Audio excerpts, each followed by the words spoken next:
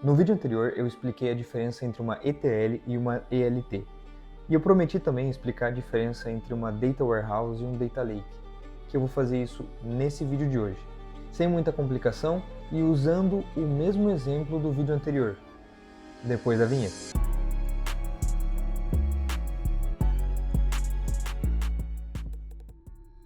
Então, no vídeo anterior, se você não assistiu o vídeo anterior onde eu explico a diferença entre uma ETL e uma ELT, eu recomendo que você assista, porque a gente vai estar utilizando o mesmo exemplo, e lá eu deixo bem claro todo o processo e a diferença entre eles.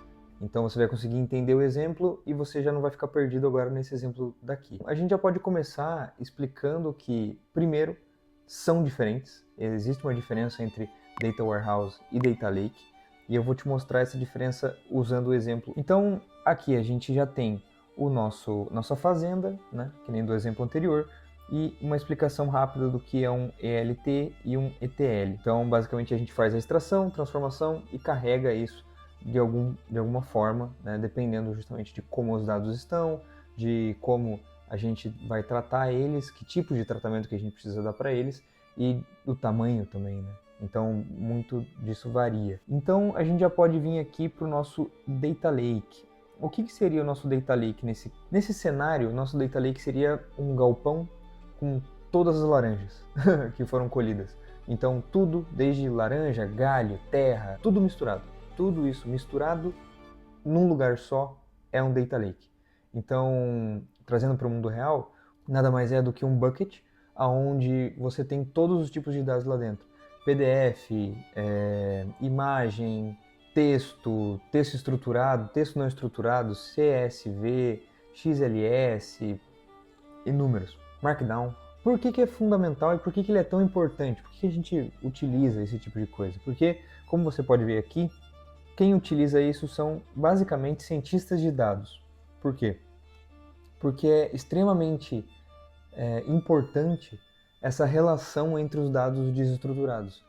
Quando você passa esses dados através de um processo de transformação ou de limpeza, você pode acabar perdendo algumas correlações muito importantes. Então é extremamente fundamental você ter isso o mais aberto possível. É como montar um quebra-cabeça. Se você montar o quebra-cabeça juntando tudo, você nunca vai conseguir montar ele. A maneira mais fácil de você montar o quebra-cabeça é você abrindo ele e conseguindo ver todas as peças do quebra-cabeça, para você começar a conectar uma coisa na outra. Um Data Lake nada mais é do que isso. É simplesmente todas as peças espalhadas, onde você pode começar a juntar elas do jeito que você quiser, né? E o porquê usar um Data Lake? Primeiramente porque ele é mais barato. Ele é muito mais barato, dependendo do volume de dados que você está tratando, ele pode ser infinitamente mais barato. Digamos, quais perguntas, no nosso exemplo aqui, quais perguntas um Data Lake iria responder, certo? A gente poderia se perguntar qual é a relação entre o peso das folhas e o peso das laranjas, né? Isso a gente consegue descobrir com um Data Lake. Qual que seria a porcentagem de laranjas estragadas na última safra?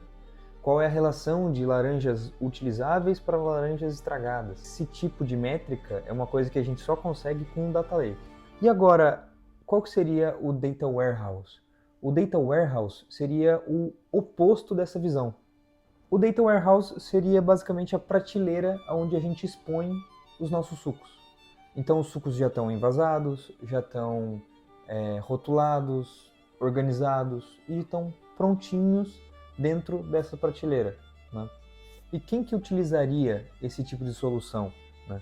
Seria justamente os analistas de dados, que eles precisam de métricas um pouco mais voltadas para o negócio, né? Então, eles precisam de métricas mais rápidas, sem muito processo de limpeza, sem normalização, toda essa parte de data science que é uma coisa que você precisa estudar um pouco mais para entender justamente como que você faz esse tipo de coisa. Então eles não estão muito preocupados com questões estatísticas, eles não estão preocupados com assertividade do modelo, com vieses estatísticos, nada disso. Eles estão simplesmente preocupados com métricas para o negócio. Então, o analista de dados ele vai se divertir muito numa data warehouse. Assim como diretores, o marketing, com todas essas métricas de marketing, você consegue pegar tudo isso dentro de uma data warehouse. É muito melhor você pegar isso dentro de uma data warehouse. E como o porquê utilizar, justamente por isso. pela quantidade de controle que você tem e pela organização que você consegue ter dentro de uma Data Warehouse. Então, nesse cenário aqui, no nosso exemplo, quais perguntas uma Data Warehouse responderia? Provavelmente seriam como essas: quantos litros foram vendidos no mês passado, quantas laranjas fazem 1 litro de suco, né? Quantos sucos ainda existem no estoque, né? Esse tipo de pergunta você extrai de uma Data Warehouse. Qual é o sabor de suco mais vendido? Então você consegue ter todas essas métricas dentro de uma Data Warehouse. Se você está gostando do vídeo até aqui, não esquece de deixar o seu like e se inscrever no canal também. Esse aqui é um vídeo um pouco mais explicativo, um pouco mais de conceito, mas a maioria dos vídeos eu tento aprofundar um pouco mais na questão técnica, né? Então a partir daqui vocês vão ver vídeos muito mais técnicos, provavelmente. Então, se você gosta desse tipo de coisa, é só se inscrever no canal que você vai ser notificado toda vez que eu lançar um vídeo novo, né? Você já sabe o drill. Então, eu acho que é isso. Eu acho que deu pra vocês conseguirem entender mais ou menos o processo, né? Qual é a diferença deles. E, independente se você vai usar uma ETL ou uma ELT, você consegue utilizar nos dois. Isso é uma coisa que não tem muita limitação. Você pode usar um ETL num Data Lake ou um ELT num Data Lake. Tanto faz. A diferença é justamente o tipo de dado que você vai ter lá dentro, né? Às vezes é um desperdício, sim, mas você consegue. Levando para esse lado um pouco do ETL, onde você extrai os dados, transforma eles na sua codebase, né, no caso, na nossa fazenda, e transporta eles para uma Data Warehouse já pronto, ele é perfeito para ser utilizado com uma Data Warehouse. Então, ele já é completamente feito para isso. Então, o dado que chega na Data Warehouse já é completamente limpo, organizado e você já consegue trabalhar lá dentro perfeitamente. Então, o Data Warehouse e ETL é o parzinho perfeito, combinam perfeitamente. E o oposto também é quase igual, né? Então, uma ELT seria o par perfeito para um Data Lake, onde você simplesmente captura os dados e joga eles dentro do Data Lake, e lá dentro você vai se virar e os cientistas de dados vão se virar para entender tudo isso. Mas toda essa parte de ETL, ELT, de observabilidade também, eu falo no meu outro vídeo aqui no canal, então provavelmente eu vou deixar aqui no card para vocês e na descrição. Então não esqueça de acessar lá. No mais, eu acho que é isso. Eu acho que foi um vídeo bem rápido, bem explicativo, né? Se você tiver alguma dúvida ou alguma coisa não ficou muito clara, por favor, deixe nos comentários. Eu sempre vou responder vocês e eu tenho vários materiais para compartilhar que eu acho que vão ajudar bastante a entender justamente esse tipo de coisa. E agora, se você gosta de engenharia de dados e quer aprender a fazer uma pipeline do começo ao fim, eu vou deixar desse lado aqui um vídeo onde eu faço um projeto do começo ao fim de uma pipeline utilizando uma API pública que você consegue acompanhar perfeitamente.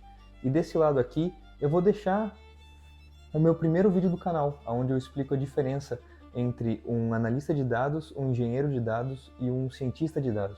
Aí vocês vão conseguir ver mais ou menos aonde cada um deles encaixa dentro desse fluxo, né, de tudo isso. Agora, se você gosta dessa parte de dados e quer aprender um pouco mais sobre como fazer uma pipeline, eu vou deixar esse vídeo aqui para você ir acompanhando, onde eu mostro exatamente como fazer uma pipeline de dados do começo ao fim. E desse lado aqui, eu vou deixar o meu primeiro vídeo do canal, onde eu falo um pouco sobre a diferença entre um analista de dados, um engenheiro de dados e um cientista de dados. No mais, eu acho que é isso. Muito obrigado e até o próximo.